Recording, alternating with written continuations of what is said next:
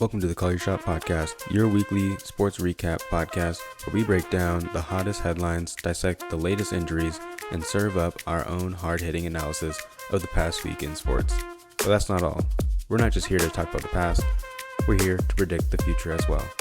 On the Call Your Shot podcast, we boldly predict the outcomes of the upcoming week's games.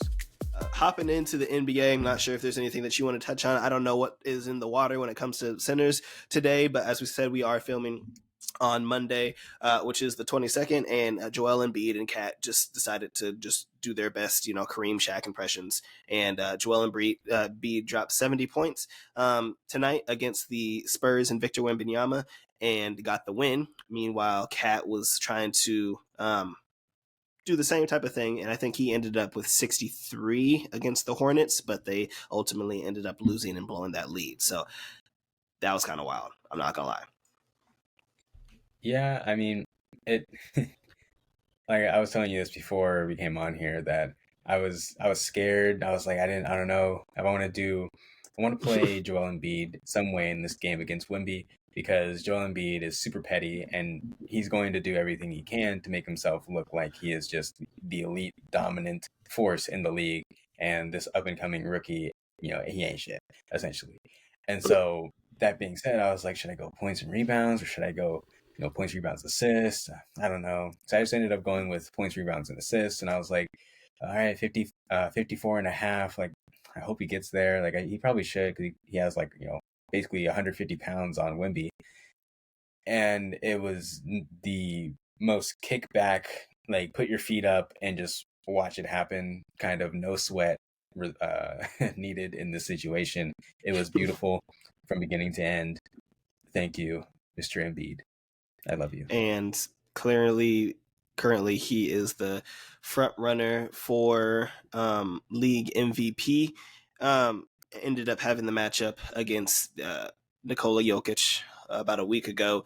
Ended up winning that game and basically, being the better player between that matchup as well, and just averaging 35 points per game, which is like one of the most highest scoring points per game for a center since literally Wilt Chamberlain. So he's kind of doing some ridiculous stuff here, and I don't really know what more to say. The only thing that I, kind of have to say is he's kind of like in, I guess you could call it comparison. I guess he's kind of like in the Lamar Jackson situation where, he does all of these great things and is the MVP, probably going to be two-time MVP too. But can you do it in the playoffs? And that's what people have been waiting for. They have not even made the conference championship yet. So again, he would be in the exact same situation as Lamar coming into this postseason. So hopefully he's able to continue to do this. I think now he's getting very close. I think if you want to kind of stat it out for the rest of the season, he's very close to that missing that game requirement, the 65. I think he's right on pace. I think right now he's on pace for 64 because he was battling, I believe, with the knee injury or something like that over the past couple weeks. I believe he's at 67 or something like that. Okay, last thing I saw was close because I think, maybe it was because he was missing games, and I think he was projected to not play in one of the games, but he didn't end up playing. So he is kind of hovering right around there. But I just want to see him in the playoffs. That's it. I know he's great, and I just want to.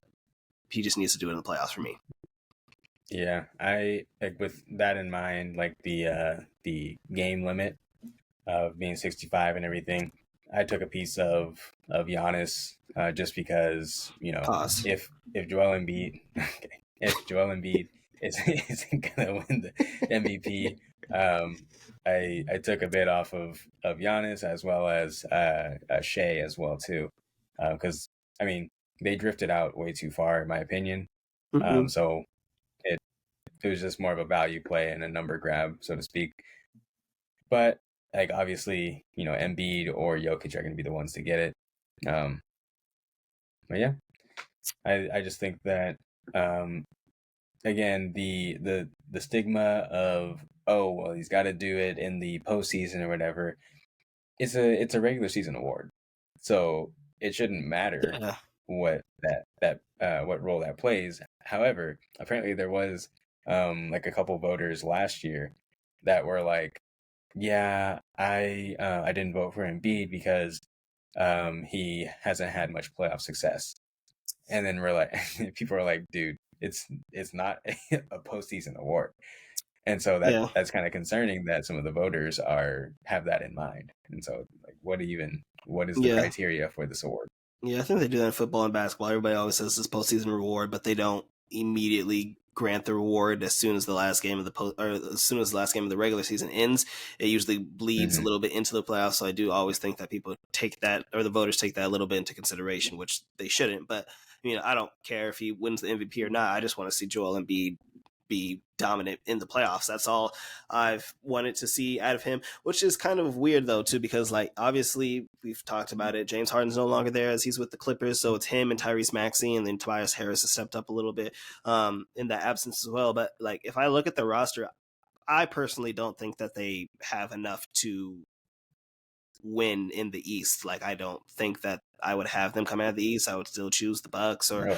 or another team. I don't think so. I don't see really what's better besides I guess you could say a slight uptick in Joel Embiid's play that would say, oh, this is the year. I don't see really what the ginormous difference was. I don't think that they're gonna beat Milwaukee or a Boston, or I definitely don't think they're gonna beat both if they have to. So you have the 76ers coming out of the East over I'm Boston liking it and more. Milwaukee? I mean, I'm liking it more and more as the days go by. Yeah. I Okay. mean, like they've been dominant on both ends of the ball versus Milwaukee. They can't stop a nosebleed on defense. Like they, for example, today they gave up 113 points to the Pistons. So like I I just 76ers gave I up don't know. 123 to the Spurs. All right, that's fine. Joel That's Embiid was doing his thing out there, right? Moral of the story is the Spurs. I can understand scoring that many points because all they do is just play up and down basketball. Okay, the the 76ers actually play defense, and every once in a while, everybody's going to give up 100 whatever points. But the Pistons are one of the worst offenses in the league. Okay, and also their offense has been the better over 76ers. these past couple weeks. You're talking about the Pistons. Yeah, they've They've had I think been. 110 over the past like 12 straight games, or 108 at least. And they've had. Let's see. Over the past 2 weeks, they've been middle of the pack. They're 19th in offensive rating. What are the Spurs? Spurs, they are 13th offensive rating past 2 weeks. Go Victor. And then, yep. However, if we go over to Philadelphia, for the season, the Philadelphia 76ers are 6th in offensive rating and 5th in defensive rating. Sounds pretty damn good to me. Versus you go over to Milwaukee, they're 4th in offensive rating and 20th in defensive rating. I'm just saying. That's not going to win a championship. We knew that was going to be the case when you trade out a all-team defensive player for Dame. That's I mean, that's but the it shouldn't that's the it shouldn't drop from top it 5 to 20. it should drop from top 5 to about middle of the pack. It just happens to be on the slight opposite side of middle of the pack right now. But I mean, when you compare Drew Holiday, Damian Lillard defensively, I feel like that's what's going to happen. But I mean, I don't think that they're going to beat the Celtics or the Bucks. So I mean, they're going to make a move at the trade deadline for sure. But and I think that with what? I don't know. They'll find something. I don't think they don't have that much to trade because nobody wants to buy. Tobias Harris is on almost like a super max contract. Nobody wants that, and they're not trading Maxey. They're not trading Embiid. So you don't really have many pieces to move, and I don't even think they have. Maybe I guess I just don't know what they would go for, but I digress. And I guarantee that somebody will take like a pick or whatever, a couple picks and Robert Covington, or a couple picks and like another role player or whatever that's pretty decent but not good enough to make a big splash or whatever. But I think that they will make a move before the trade deadline, because I think that while they do have a solid offense, I think that they might be one top 5 in offensive defense, Drew. They don't need nothing. They're perfect right now. Right? I mean, I don't think that they do, but I do think that it would sure as hell help if you had one more piece. I'm just saying, because I mean, Maxey can get his, Tobias can get his, Joel can get his, but I do think that Kelly Oubre. That's next. That's Who's been solid. I He's know, 13 but points a I game. still don't like him. I don't like him. Okay. Just a Okay. personal thing. All right. All right. All right. Okay. um, Fair enough. but yeah, okay. But even if you add him in too, like I wouldn't say that he can get his, but he can score. Um, I think that they need one more player that can complement Maxi's game. Because Maxi likes to, get downhill, get to the rim, or he's, jacking up a three from like 100 feet out, and it Mm-hmm. looks kind of gross. But Mm-hmm. I think that they need more of like a wing defender to Mm-hmm. help slow down defending the backcourt in some of these games. So Yeah, fair enough. Talking about trades, I did want to get into another one that actually did happen. We did have Pascal Siakam being traded to the Pacers, obviously from the Raptors for a 2024 round pick, Bruce Brown, Jordan Nwora, and a first round and two first round picks, late first round picks. So now you pair Pascal Siakam with obviously Tyrese Halliburton, who's been arguably one of the best point guards in the league, and now kind of have a nice duo there to go along with, Turner, Buddy Hield, and Matherin, Obi Toppin, whatever the case may be. So what were your thoughts on that trade? Since I believe they're 0-2, but it's still early. But do you think that it was a good fit for the Pacers? Do you think that that changes your mindset of them in the playoffs going forward, as they currently sit at 7th, tied with the Heat? I mean, does it move the needle that much? Probably not that much, but We said it that is about a OG good. too, and I think the Knicks are like 13-4 since that trade or something like that, which is kind of funny. Yeah. Well, yeah, so that's the thing. It's like it's a it's a good basketball trade. But in terms of the amount of value that it does with their overall outlook on the team, like I don't think that the Knicks were any that makes them any closer to a contender and for a championship. I just think that it's a good NBA move and it helps fill some holes that they had. But Mm-hmm. does it make them maybe they're 1 point better than the next team? But other than that, I don't think it was that big of a move. Same thing with this one here. I think it definitely helps them on the defensive end because good lord were they just atrocious on that side. But in terms of overall, you know, I don't think it's going to do all that much for them. In Yeah. terms of, oh well, now they're going to win the NBA Finals. Like no, like they're still pretty much the same team. Like one player can only do so much, especially on the defensive end. So Yeah, I don't think it moves the needle very much for me. It obviously gives him a better go-to scorer, as Pascal has been averaging about 22 points per game over the past couple of seasons, and he still is in his prime. He's 29. But yeah, I don't think it moves the needle too much for them. I don't think it puts them in the upper echelon or the top three teams we talked about with the 76ers, Celtics, and the Bucks. I think that it keeps them obviously right in that middle of the pack when it comes to, the Cavs, the Knicks, the Heat, and the Pacers. So I think they're going to be right in the middle, probably be somewhere between the 4th and 7th seed, but it doesn't really move the needle for me. And like when it comes to the playoffs, I don't see them going too far, even though, obviously I do love Tyrese Halliburton, as we both do. But yeah, I don't think it makes that big of a change for me.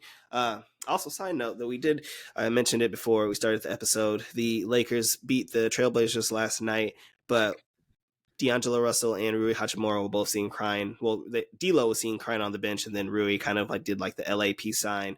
It was kind of saying bye, as if they already knew that they were about to be moved. So, kind of fitting though. There's been a lot of talk about D'Angelo Russell being on the trade block and DeJounte Murray being on the trade block, possibly for each other, and they've both been balling over these past 2 weeks. They're like, all right. mm-hmm. So I think D'Lo's averaging like 27 points over the past few games, things of that nature. But it does seem like him and Rui are both on the trade block. There have been a lot of discussions between the Hawks and the Lakers around D'Lo and around DeJounte Murray. Thoughts on that? Do you think that DeJounte is a better fit? A lot of people argue that D'Lo is basically the type of guard that the Lakers need. They need a guard that obviously can facilitate at times, but can shoot. But do you think DeJounte would be a better fit for the Lakers or somebody else other than D'Lo? Yeah, I do think that DeJounte would be a good fit. for the Lakers, mainly because of his prowess on Defensively. the defensive end. Yeah, Mhm. exactly. Because D'Lo on defense is like, while Yeah, it him and does Austin roll off the Reeves tongue very nicely, are it cones. I'm sorry. doesn't really work exactly. Yeah, Um, people attack them. yeah, and so I think in terms of liability on that side of the ball, it does shore up that side, but at the same time, there's some people out there that are saying that DeJounte is a little overrated in terms of his defensive capabilities because he's been kind of fortunate.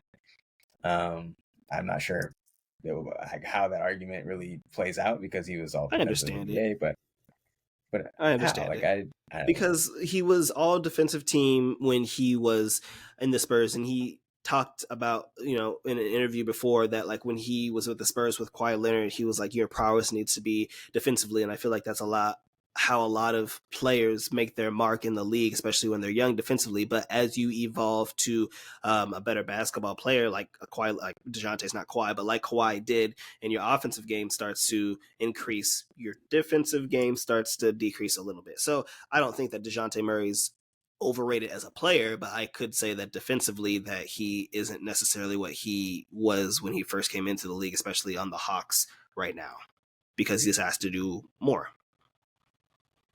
Yeah, I guess that's fair. And there was some talks early on about Zach LaVine going there too, but I don't think Nope. that's going to happen anymore. I guess they're not really We don't all want that them. interested. Are you sure? I don't want them knees.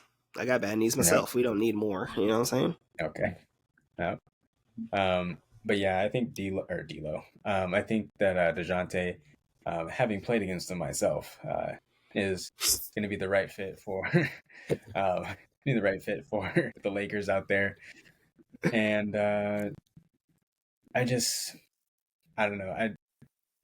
The Lakers. I know I said last week that they were actually doing pretty good, but after further review, they're bad. They're Yeah, trash, we're bro. very mediocre. We're 5-5 over the past 10 games, and some games when it looks like we play great, and then other games where we should go beat a team that we should beat, we look literally like trash. And then Anthony Davis is like, "Nah, I don't really want to play anymore," and I don't know. I don't know what's going on. And obviously, last year we looked even worse than we do right now, and we were terrible. And then we made these trades and got Rui and got D'Lo, and got this extra depth. And then we went on this major run in the second half of the season, all the way to the conference finals. So I think that's what a lot of people are expecting now. But right now, it doesn't look too great, and people don't necessarily want what we got if we're not including Austin Reeves in any trades, which they aren't trying to. So basically, last thing I heard was that they are still trying to do the DeJounte D'Lo trade, but the Hawks don't really necessarily want D'Lo, which I guess kind of makes sense because that doesn't really fit within their system at all. So they're trying to find a third team where they could get more draft picks, and then somebody else could get D'Lo instead. I just don't know if it's going to happen or not. Yeah, it's I don't know. I still have confidence in the Lakers being comparable competition when it I comes think to the we're a better playoffs and everything like postseason that. team than we are a regular season team. Yeah, but at the same time, you might also want to be doing something and Yeah, during the we regular actually season have to too, make the because playoffs first. exactly. Where are we right now? We're the ninth seed. Oh my goodness. How far are we? We are 3.5 games back of New Orleans, who currently has the sixth seed. So to secure a playoff spot, we're 3.5 games back. Yeah. Yeah, so the Lakers typically do okay on the defensive end, and that's usually their saving grace. But right now, over the, I guess, well, just from the start of the year, they're 19th in defensive rating and 20th in offensive rating.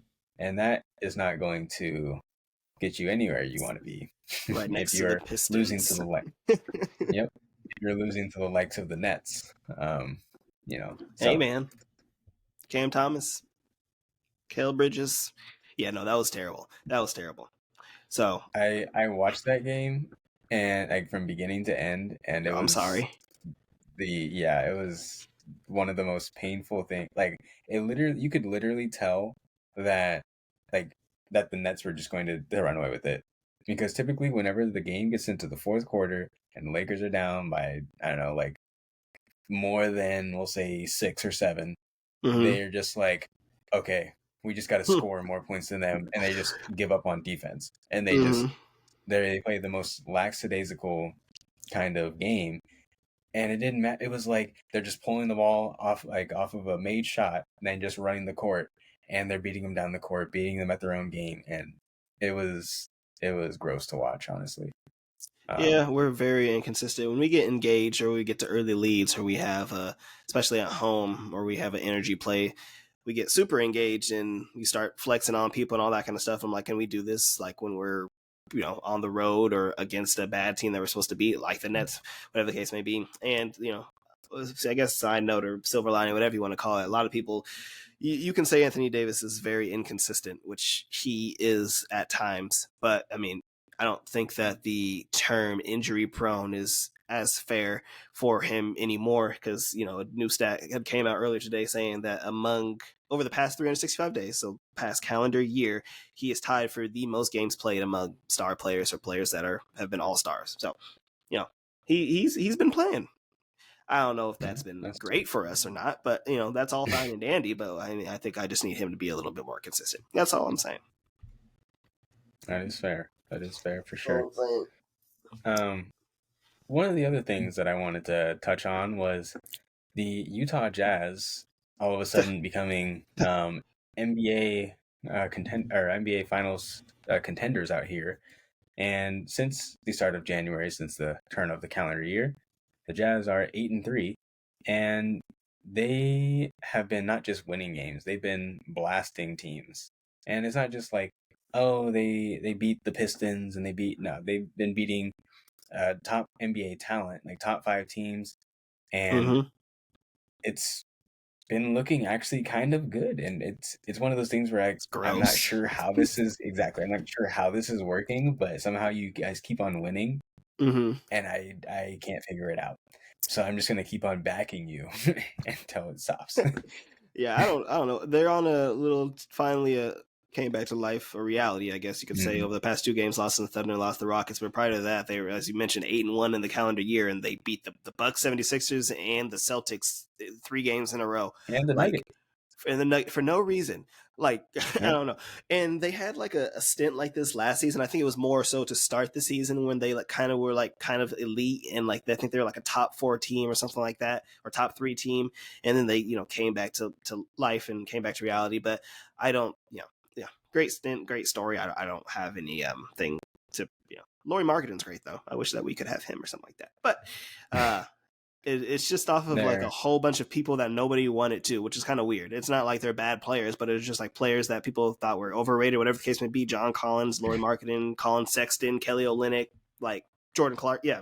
So it is very interesting.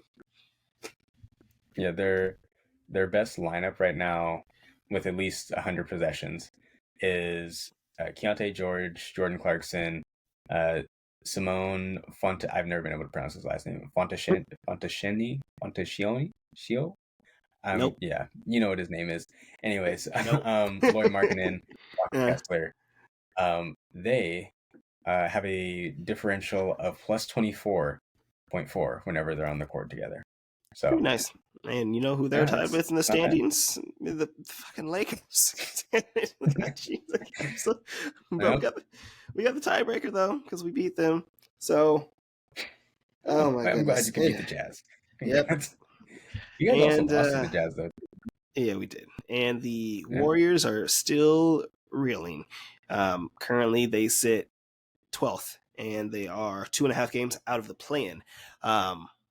Draymond's been back, but it has not looked good at all. And we've already talked about the dynasty unfortunately being closed, and now the trade talk and rumors. There's been a lot of talk about Andrew Wiggins being on the trade block, or even them moving off of Chris Paul again once they just got him. So not exactly sure where the Warriors can go from here at this point. This is just kind of the price you have to pay when you are elite for like a literal decade, and finally starts catching up to you age-wise. And salary cap wise, things of that nature. So, unfortunate, but Yeah. it is a very real reality and possibility that we will not see Steph Curry in the playoffs this season. It's possible. Yeah. Very good. Very possible. Steph's he's been doing everything he can to try and piece together this team, and it just hasn't been enough. They're since the start of the year, they're 30th in defensive rating. So like, well, but they're also 8th in offensive ratings, which is good. But 30th, that's as low as it gets. So, and I mean, there was talks of, is it the team that's kind of like, we're not sure if we want Draymond back or we need to blow up the team, or is it, because whatever Steph says goes. So is it Steph that's also saying these things as well? So, cause I mean, you can see some of the frustration boiling over in these games, and some of the younger guys are upset with Kerr that they're not getting these minutes, because they're clearly not going anywhere fast, but they're also not playing their young guys, and they're only relying on these older veterans that haven't done jack diddly this year. So I just think that it's been good, but it hasn't been real good. This is it. And it won't be good anytime soon. No. And it's one of those things too, like, I do not think Steph is a warrior through and through. Like, he's not going anywhere. They may move Clay or they move Draymond, but with their contract, well, Clay wants a contract, so they're probably going to move him, and they already signed Draymond. Nobody's going to take that contract. 4 years, $100 million. Like, I thought you were saying that they're going to trade Draymond. I was like, who is going to take Draymond? No, nobody's taking that contract. So him and Steph are going to probably retire. I don't know. Yeah, probably retire as Warriors together. But no, that's pretty much all I got when it comes to the NBA. Oh, also, I did want to give your boy Scoot McGroot his props. He has climbed all the way up to 4th in Rookie of the Year odds, sitting currently at plus 30,000. Yeah. Yeah. Yeah, we like that. So there you go. I was watching the game the other night against the Lakers, with the Lakers and with the Blazers, I should say. And ooh, man. Yeah, he kind of came back to his regression. 4.16% field goal percentage. 1 for 6. 3 turnovers in 23 minutes. So they pulled him a little early. I picked a real bad game to watch him play this time. And, maybe if I would have saw like his 30-point game or whatever, then I'd be like, oh man, this is the guy that we drafted. But then I turned on this game and I was like, that's the guy. Yeah, he dropped 33 against the Suns. Yeah, the one basket that he made too, I believe, was like an open layup. So, oh boy, well, I'm glad we're making those. But that's actually the only thing too. Yeah, obviously the Suns have been playing great. They've climbed all the way to the 5th seed currently, and they're on a 6-game winning streak. So that combination has looked great when KD, Beal, and Booker have all played together. And as Drew mentioned to me and has been talking about a lot, Grayson Allen has been elite. Percentage wise, he's the only player currently at 50, 40, 90. And has been a great player for them, especially when people thought that Eric Gordon was kind of going to be more of that, backup scorer role or whatever like that. Grayson Allen's been great. Grayson Allen has been great. Basically fits perfectly within that role. And he's been doing this over the past few years. Obviously, he was a great role player for the Bucks, and now he's been going pretty nice with the Suns. So, I think you should start calling him Grayson Allen now. Grayson Allen. I don't forget what you used to, the mean man that you used to be, Grayson. All right, everything that you used to do over in Duke and when you first came in the league, dirty player and stuff like that. I'm glad you've turned your life around, found the Lord. See, and Draymond should take some notes from him. True. Maybe so the lineup that the Suns have gone with, maybe not the most, but has been the most successful. They've had 305 possessions together with Devin Booker on the court, Bradley Beal, Grayson Allen, Kevin Durant, and Yusuf Nurkic. That's with Booker playing at point guard, Beal at shooting guard, Grayson Allen at small forward, Durant at power forward, and Nurk at center. Yeah. With that lineup, screw that Nurkic guy. Okay. He has been I don't care. so good this year, and I told everybody. Okay, Everybody's stop like, it. "Oh, he doesn't mean anything. He's trash, bro." I never I'm said he so was glad trash. Dude, everybody that I talked to was like, like, why would anybody want Nurkic on the court like with him? He's not trash. He's just not solid. He's a solid. And he's a middle of the pack center. He's an average Oh. center in the NBA. He's like top 15. So there you go. Anyways, give me more bull. Okay. Anyways, let me start over since I was so rudely interrupted. Yeah. The Phoenix Suns, when they have Devin Booker on the court along with Bradley Beal, Grayson Allen, Yusuf Nurkic, and Kevin Durant, they have a differential of plus 16.8 points. They're in the 88th percentile when it comes to offensive rating. They're in the 53rd percentile when it comes to defensive rating. We already talked about that. But they are in the 93rd percentile when it comes to effective field goal percentage, Mr. Harris. I hope so. Absolutely. You have an MVP, 2 scoring championships in KD and Bradley Beal, and one of the best scorers in the league in Devin Booker, with a elite shooter, and then some guy from Europe. Yep. I'm just saying. we knew it is working. It is going to exactly as we predicted. I think we all knew that they had the capability to be an elite juggernaut offensively and an elite team. Can they stay healthy?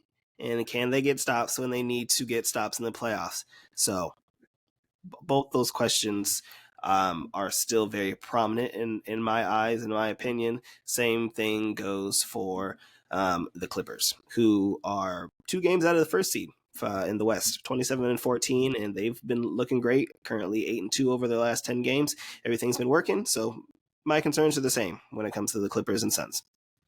Injuries, defense. Not defense for the Clippers, mainly just injuries, but yeah. So all that positive stuff being said about the Suns, they ended up pulling out a slim victory today, 115 to 113 against the Chicago Bulls. I'm actually very upset about that because they were getting blasted early on in this game, and I was so tempted to take the Suns, but I was like, no, my model doesn't have them winning by. The spread was like 5.5. The model only has them winning by like 2-3 points. I'm not going to take it because that's bad play. I was going to do the money line, and they were doing like a 50% profit bonus. And I was like, I couldn't help myself. Well, I ended up not doing it, so I just stayed away because I mean the night before they had shot like 57% from the field or something like that, and I was like, well, and Durant had 40 points, and I was like, well, that's not going to come back, or that's not going to repeat itself. Durant today had 43 points, so I guess it did repeat itself, and they shot 51%. So I guess just F me. So it's great. Love it. The Bulls have actually been playing decently. I ain't gonna lie, over these past few games. Like I said, which is weird. So it seems like whenever somebody's on the trade block or teams are talking about being traded or whatever, like DeJounte or like D'Lo, they're like, okay, let me just get my bag real quick and just turn into Michael Jordan. Or a team like the Chicago Bulls or the Toronto Raptors that are supposed to be, on the trade market a lot, and then they're just like, oh, let's just go on this little 4-game win streak or go 7-3 in our last 10 games. So it is very, very odd. So anything else that you wanted to touch on? Yeah, one last thing is Cleveland, or Believeland, as we like to say. Yeah. Over their past 9 games, they are 8-1. And they are currently one of the hottest teams. They are. Say what? You said what? Oh, I thought you were saying something else. They are currently one of the hottest teams in the NBA right now, and this is another team that I don't understand how they're winning games without some of their best players on the court. They've been without Darius Garland and we play defense, but they have also been very fortunate with the scheduling that they've had recently, because they had that game where they went overseas to to Paris. They had that one game in Paris against the Nets, and the Nets had like, you know, one game off, and then they were like, 2 days off, and then they had to play again. And then the Cavs had like 3-4 games off, and they only played that one game that week, and then Beat they the took Bucks, another though. like 3 days off. Well, yeah, I mean, I would too if I had like Okay. basically a week off of All right. just to rest and recoup and everything. Like, and that just Traveling goes to show internationally, that they're man. traveling internationally is not nearly as bad as it used to be. Like, Okay, Mr. fucking frequent flyer mile. Apparently, you tell you me, know, you Mr. tell Mr. these Worldwide professional out here. NBA players going to Europe. Exactly. And Well, yeah, it's not like they're flying. They're not flying. You know, like what me and you are flying. They're flying their private jets. They're flying first class. still and got everything jet like that. lag, you know, Nice and comfortable. universal. Okay, it's I guess like they're not flying. You know, next to the crying kid that's All right. sneezing and coughing on them and stuff. Like, it's fine. They'll be okay. All right. But Drew whatever, hates y'all. I guess. All that to say just Drew doesn't like you guys. And they play the Bucks tomorrow, or no, they play the Bucks on Wednesday. But you know they're gonna beat them again. No, I don't know. See you. I think that's all I have. Yeah, Minnesota ended up losing, so now the Thunder and Nuggets are both 0.5 games back of them for the first seed, and the Celtics are still pretty solidly in the number one seed for the East. Still 3.5 games ahead of Milwaukee. So, yes, sir. Absolutely. Unless you got anything else, that's pretty much it. Yeah, no, that's pretty much it that I have as well. Quick Blazer appreciation. Since the start of the 2024 year, they're 30th in the NFL or in the NBA, I should say. And maybe y'all do better. Scoot would be a good running back. Maybe, yeah. Honestly, he's Jahmyr Gibbs in him, I think. You know, Yep. He's real quick, agile. Except he's not much of a scorer like Jahmyr Gibbs is. So, well, actually, hold on here, sir. I got one last thing. I'd like to give a quick shout out to my holster. Yep. I want to give a quick shout out to the homegirl, Coco Gauff. She won her match today, and I believe that she has a very good chance to take home the title in the Australian Open. And I'm also out here supporting my my homegirl, Serena Williams. Not just the greatest female athlete, but the greatest athlete in general. So those are the last things that I got for y'all this week. Fair enough. Well, on that note, thanks for listening, everybody. This has been the Call Your Shot podcast. Call Your Shot podcast. Your host Alex Harris and Drew Moore. As always, if you like this podcast, make sure to give it a like, give it a follow. If you go to our Instagram, it has the links to our YouTube and our picks. If you are following on YouTube, make sure again to give us a like or a dislike, whatever the case may be. Comment. Anything else, Drew?